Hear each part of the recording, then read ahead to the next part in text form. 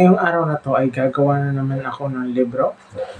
At nandito na guys yung cover. Ayan, so ito na yung cover. So kakatapos lang nito ma-print. So kaunti lang yung order. Ayan. Ngayon, dahil kakatapos lang nito ma-print, so ilalaminate ko na siya. Let's go. Kaka-laminate itong cover.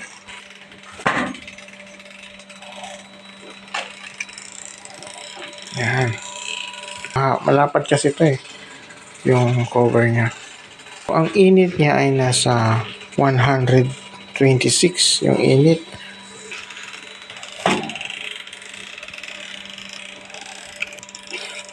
So, ang naririnig yung tumutunog, ito, yung plastic niya.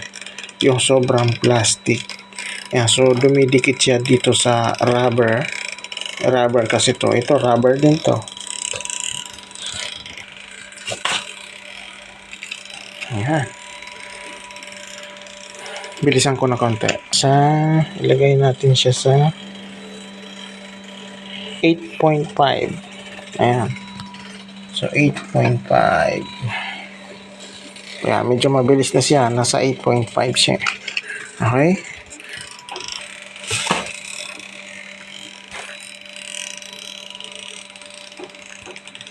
Tuloy-tuloy yan. Ayan, bilis na, di ba? So, malapit na ako makatapos yan.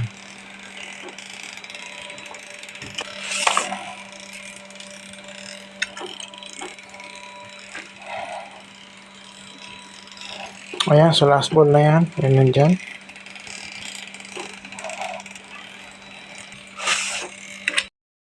Ayan, so kakatapos ko lang sa pag-laminate. So may mga sobra pa yan ng plastic. So tatanggalin ko pa yung sobra niya.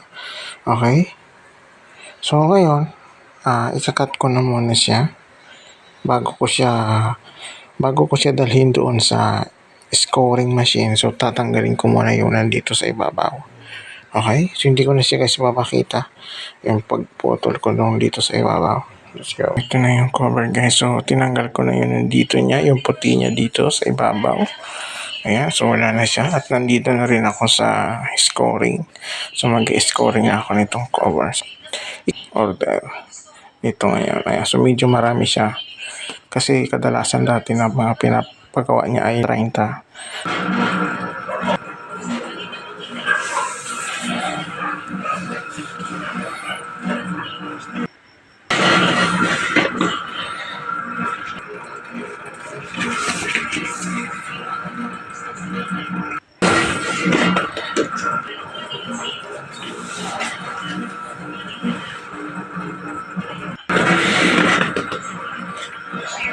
Ayan, so nandito na siya guys. So kakatapos ko lang sa pag-scoring nitong cover, saka sa pag-laminate.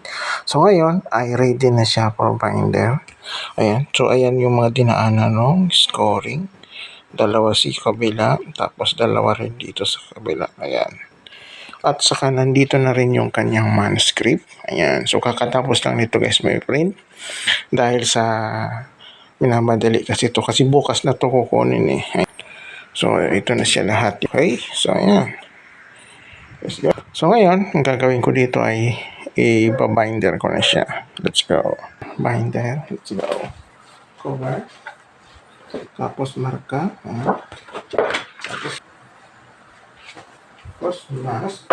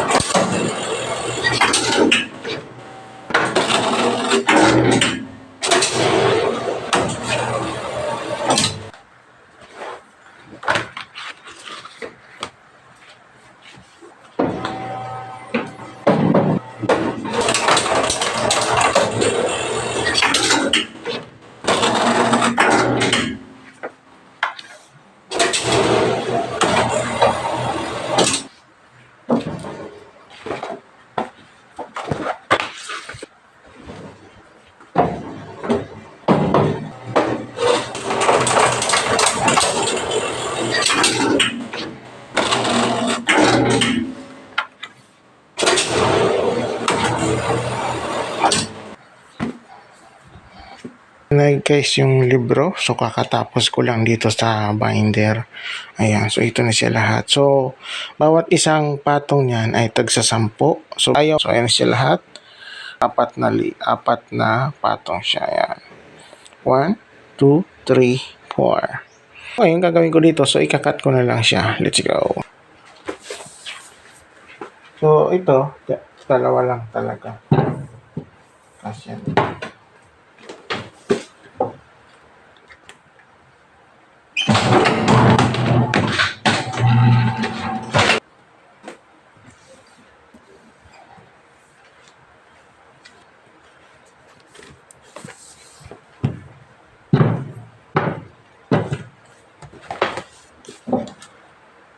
Bilis na lang.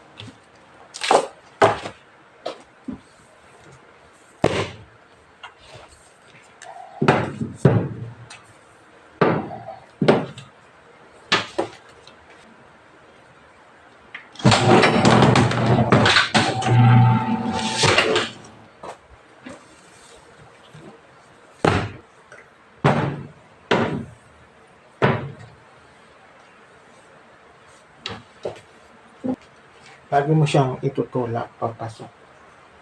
Tapos, ito yung pipindutin mo, kabilaan niya.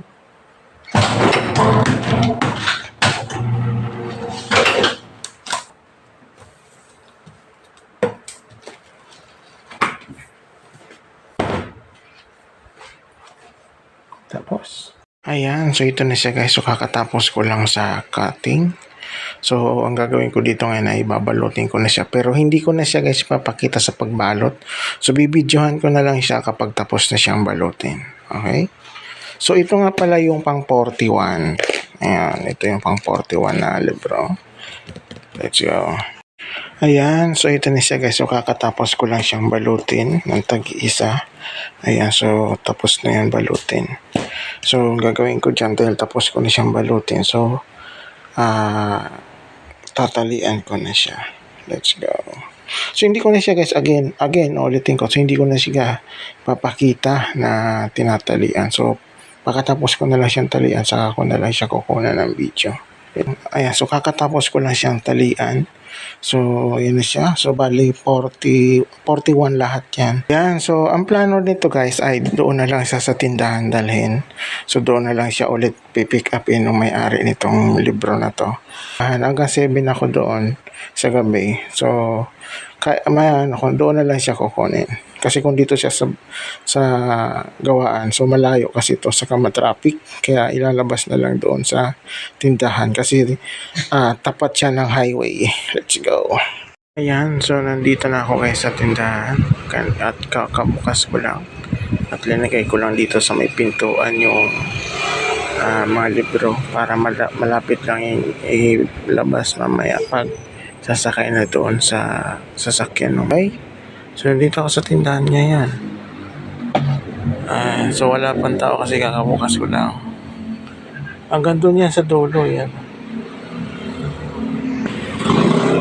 Okay? Ang inuulitin ko, madalas sila magpagawa sa amin. So ngayon ay 40. Hindi ko alam kung susunod kung ilan naman yung ipapagawa. Okay? Okay, sir.